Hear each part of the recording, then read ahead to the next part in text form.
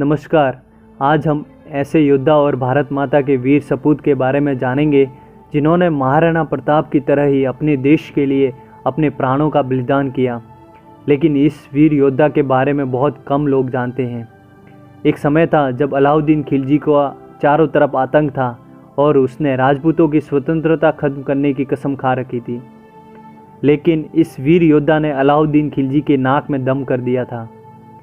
ये कहानी अपने साथ एक ऐसे वीर को भी लिए हुए है जिस पर खिलजी की बेटी का दिल आ गया था, लेकिन उन्होंने दुश्मनों से हाथ न मिलाकर युद्ध भूमि में वीर गति को प्राप्त करना ज़्यादा बेहतर समझा। जी हाँ, आज हम बात करेंगे राजस्थान के जालोर जिले के महाराजा कानड़ देव जी और उनके बेटे वीरम देव जी की वीरता की। राजस्थान के दक्षिण पश्चिम में जालोर स्थित है। जालोर पर चौहान राजाओं का राज था। कानड़ देव जी बचपन से ही बहुत बहादुर और वीर योद्धा थे, इसलिए वो राजा न होते हुए भी अपने पिता सामंत सिंह जी की उनके राज कार्य में मदद करते थे। एक बार जब अलाउद्दीन खिलजी ने सोमनाथ जी के मंदिर को लूटने और गुजरात विजय के लिए उलुग खान और नुसरत खान को एक विशाल सेना देकर भेजा, तब गुजरात जाने का सीधा मार्ग जालोर से होकर गुजरता था। इसलिए खिलजी ने अपनी सेना को जालोर होकर गुजरने के लिए कानड़ देव जी से अनुमति मांगी, जिसे कानड़ देव जी ने ठुकरा दिया। कानड़ देव जी ने यह कहा कि तुम विदेशी और विधर्मी हो, इसलिए मैं तुम्हें मेरे राज्य से जाने नहीं दे सकता। इस उत्तर से खिलजी आग बबूला हो गया, लेकिन उस समय उसका लक्ष्य गुजरात विजय का था। उसकी सेना मेवाड़ होकर निकल गई। इस सेना ने मार्ग में आने वाले गांवों को लूटा और नष्ट भ्रष्ट कर दिया। गुजरात में काठियावाड़ को जीता और सोमनाथ जी के मंदिर को लूट लिया। इसके अलावा उन्होंने सोमनाथ जी मंदिर में मौजूद शिवलिंग को ध्वस्त कर दिया और उसके कई टुकड़ों में तोड़ दिया। उसकी सेना इस शिवलिंग के किए हुए टुकड़ों को दिल्ली वापस लेकर जा रही थी। वहीं दूसरी ओर इस तबाही और मंदिरों को ध्वस्त करने की खबर जब महाराजा कानड़ देव जी को पड़ी तो कानड़ देव जी काफ़ी क्रोधित हो गए और उन्होंने सुल्तान की सेना को सबक सिखाने का निश्चय कर दिया। सैनिक दिल्ली के रास्ते में ही थे, तब महाराज कानड़ देव जी ने गुजरात में तबाही मचाकर लौट रही सुल्तान की सेना पर हमला कर दिया और उसकी सेना को हरा डाला। महाराज ने सैनिकों को हराने के बाद गुजरात से लूट कर लाया गया धन और शिवलिंग के टुकड़ों को छीन लिया और शिवलिंग के टुकड़ों को अपने साथ जालोर ले आए।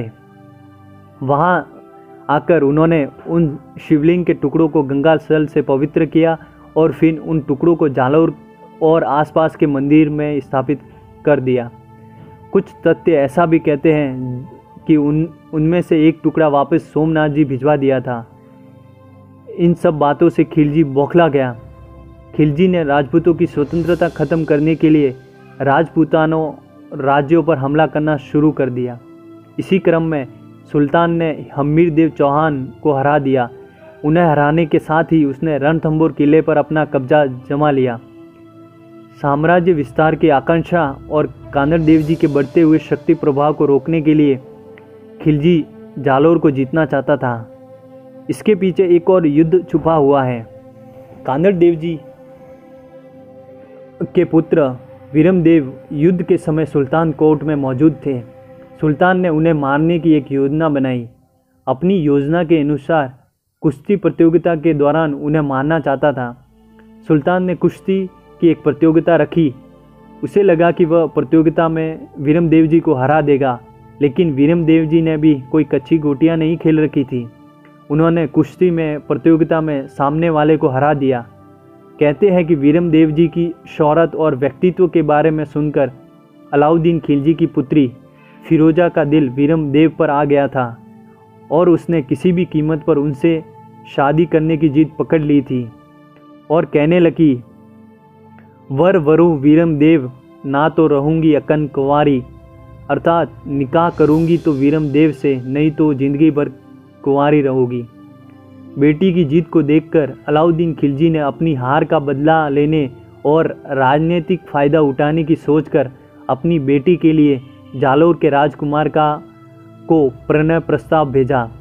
लेकिन वीरम देव ने यह कहकर प्रस्ताव ठुकरा दिया कि मामो लाजे भाटिया कुल लाजे चौहान, जे मैं पन्नू तुर्कणी तो पश्चिम उगे भान। अर्थात अगर मैं तुर्कणी से शादी करूं तो मामाओं का भाटी कुल और उनका चौहान कुल लज्जित हो जाएंगे, और ऐसा तभी हो सकता है जब सूरज पश्चिम से उगे।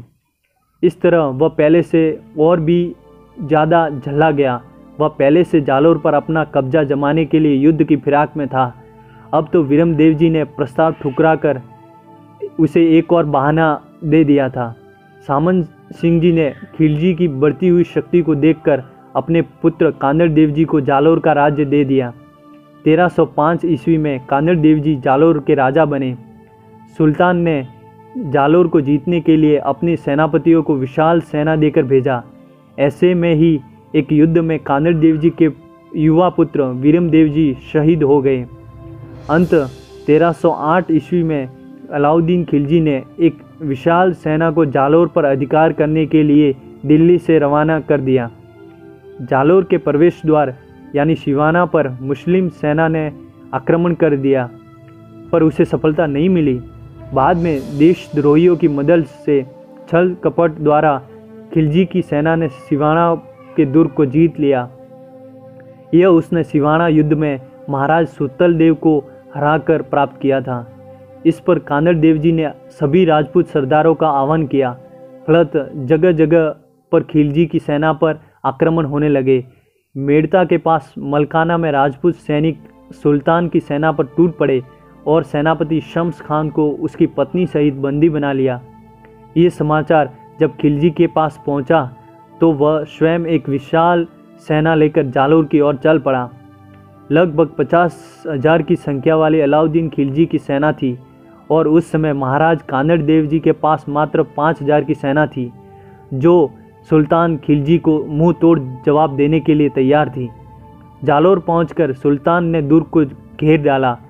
कानड़ देव जी ने अपनी संपूर्ण शक्ति के साथ शत्रु का मुकाबला किया, लेकिन घेरे के लंबे समय तक चलने से किले के भीतर की मौजूद रसद सामग्री खत्म होने लगी।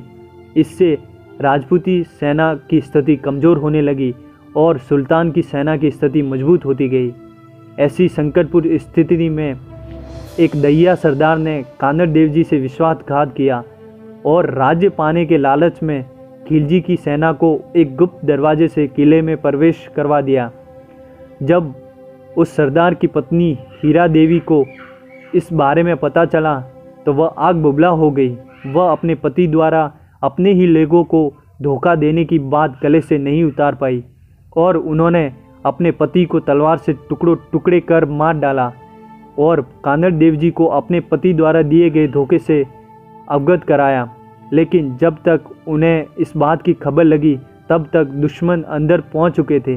कानड़ देव प्रबंधन के अनुसार घुसपैठियों ने महल में मौजूद कान्हा स्वामी मंदिर में पहुंचने में 5 दिन लगा दिए थे। महाराज और उनके आखिरी 50 सैनिक मंदिर की रक्षा करते हुए वीर गति को प्राप्त हो गए।